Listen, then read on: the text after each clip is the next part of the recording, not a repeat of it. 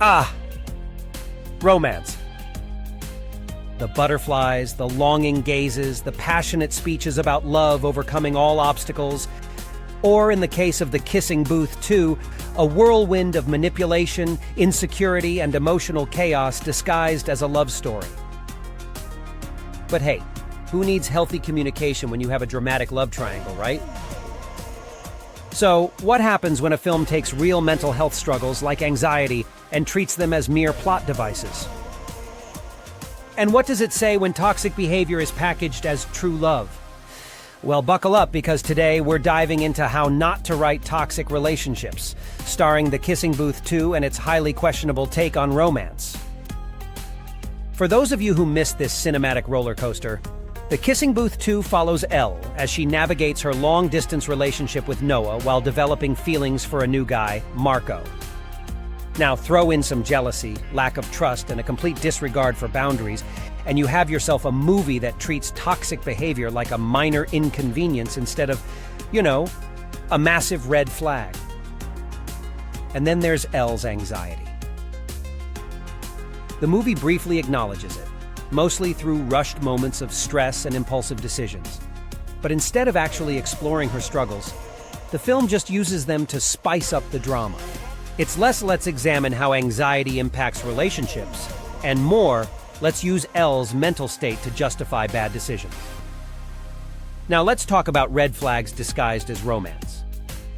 Noah's overprotectiveness, framed as passionate love.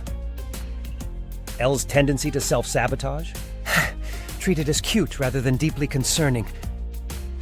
And Marco, he's thrown into the mix as if Elle's emotional turmoil is just another subplot in a love triangle fantasy.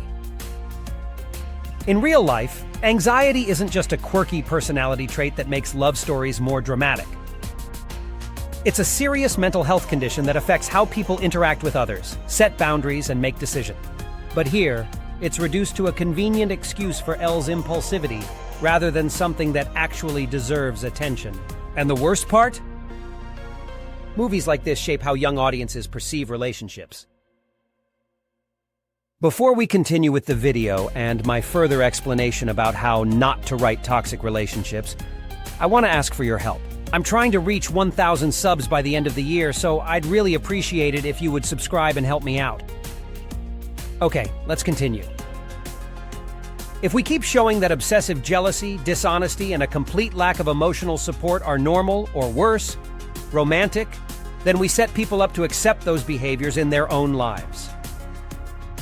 In reality, true love isn't about fighting through manufactured obstacles. It's about mutual respect, communication, and dare I say it, emotional maturity. Let's be real. If you're going to include a character with anxiety, do it right. Show them seeking help. Show how it impacts their choices beyond impulsive drama. Show that anxiety isn't just about looking flustered when your boyfriend doesn't text back. Characters don't need to be perfect, but they do need to be written with respect. Mental health isn't a quirky plot twist. It's real life for millions of people. So, how do you write a real love story that acknowledges mental health without turning it into a gimmick? Simple. Treat your characters like actual human beings. Show their struggles, but don't romanticize them. Let them communicate instead of constantly running away. And for the love of all things cinema, let's stop equating jealousy with devotion. Because at the end of the day, love should be about supporting each other, not surviving a never-ending emotional battlefield. What are some of your biggest romantic red flags in movies? Drop them in the comments, and don't forget to like and subscribe for more breakdowns of Hollywood's most questionable storytelling choices. See you next time.